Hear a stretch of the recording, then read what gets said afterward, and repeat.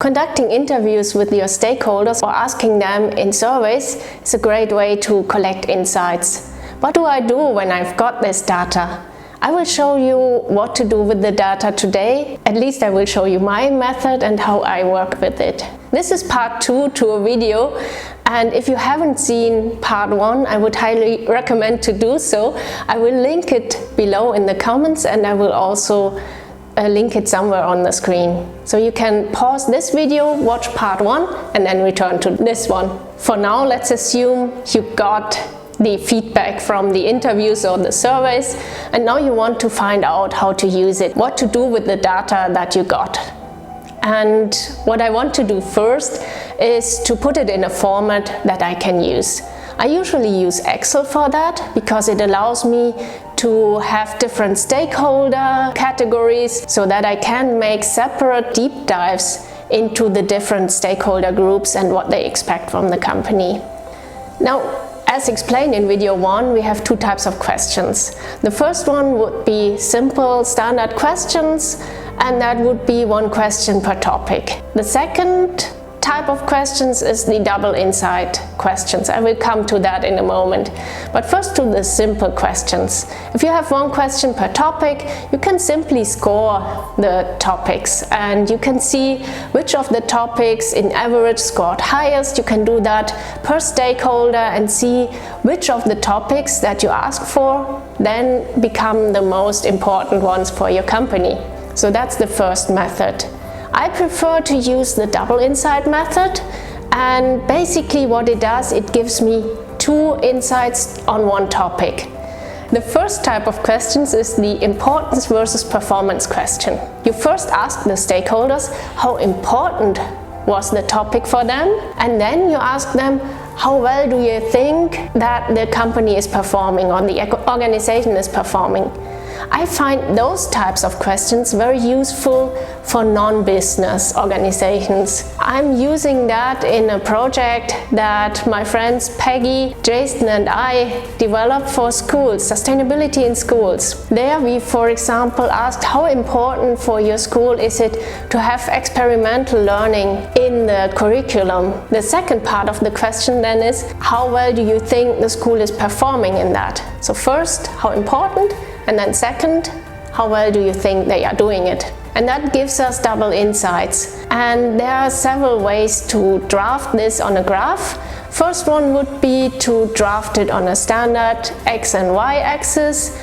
You can use that, you get some insights, you see, well, all above this line is performing better than expected, and all below the line they are performing worse than expected, and you also have the scoring of the topics itself. So that's one way of putting it. The other way, which I actually prefer for that purpose, is to use a spider diagram.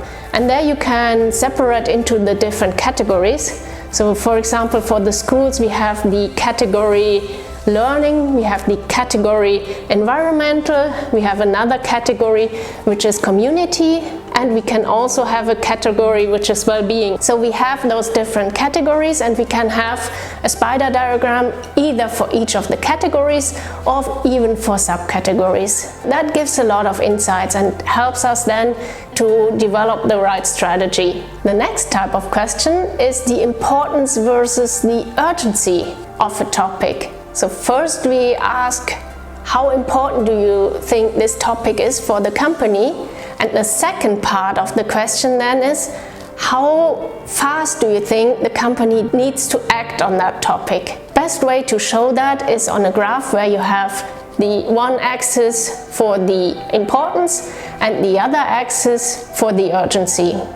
And for the urgency, you can have your own timeline. It depends on the company or on the organization. So you could have timelines ranging from several weeks to months to years or even to decades, depending on the topic. So this is basically giving you a lot of insights which you can use then for your roadmap. You can see which of the topics score very important.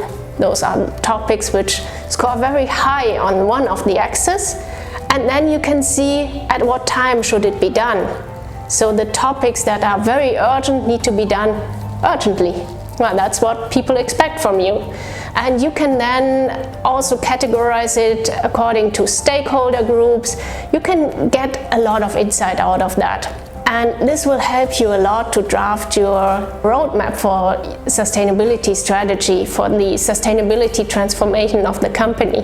What you can see is where the most important topics and the most urgent topics overlap. This is the area where you need to focus on first. That is the most important, most urgent topics. So those are the topics that really make the difference and that are people expecting you to do quick. But don't forget, sometimes important topics that range high in importance and might not be that urgent are still extremely important to do. So I would always give preference to the importance instead of the urgency. And then it's also good to look at the data categorized within the different stakeholder groups. It might become very important and very urgent for your customers to do a certain thing, and if you want to continue business, that might be your priority as well. If you got something out of this video, please share it with others so that together we can make this world a bit more sustainable, step by step.